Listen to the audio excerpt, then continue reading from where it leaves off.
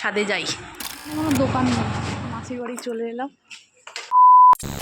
চলো আবার রেডি হয়ে বেরিয়ে পড়লাম হচ্ছে একটু পিসি শাশুড়ির বাড়ি যাবো, শরীরটা তার খুবই খারাপ তাই যাব। তো চলো তোমরাও সাথে থাকো, দেখি রাস্তায় যেতে যেতে কত দূর তোমাদের সঙ্গে ব্লগটা করতে পারি। চলো এখানটা যাবো,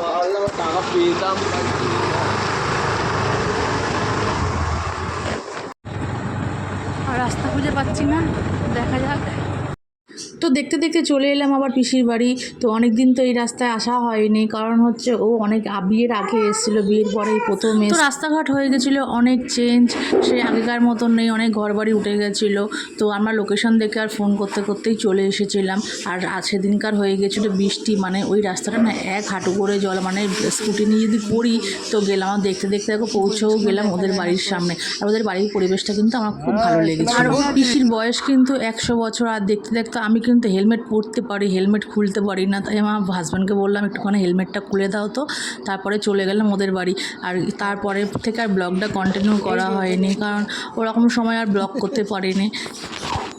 চপ্পল পরে এসছি।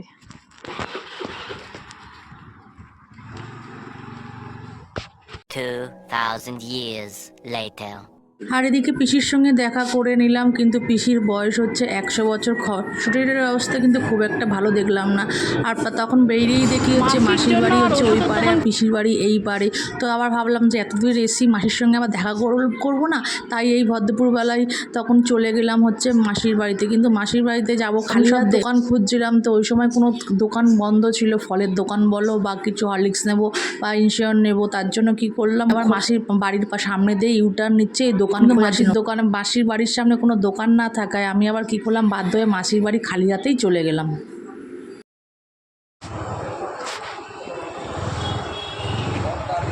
মানে এখানে কোনো দোকান নেই,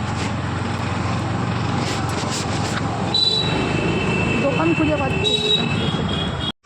হ্যাঁ, মাসির বাড়ি চলে এলাম, মাসির বাড়ি চলে এলাম। এই যে মাসির বাড়ি। হ্যাঁ, রনিক দেখেছে আমার মাসির ছেলেরা সব খেলছে, মেসে ঘুমাচ্ছে। বাড়িতে চলে এসেছি, মাসিদের ড্রয়িং রুমে বসে আছি। মাসিদের ড্রয়িং রুমে বসে আছি আমি। এই যে স্নান করতে যাচ্ছে, পুরোটা দেখালাম না। এই যে মাসির বাড়ি এসেছি, মাসির শরীরটা খারাপ, মাসির ছাদে যাই। আর লেবুর পাতা খুব সুন্দর গন্ধ, আর গোলাপের গাছ তো আমাদের দেখি লেবু।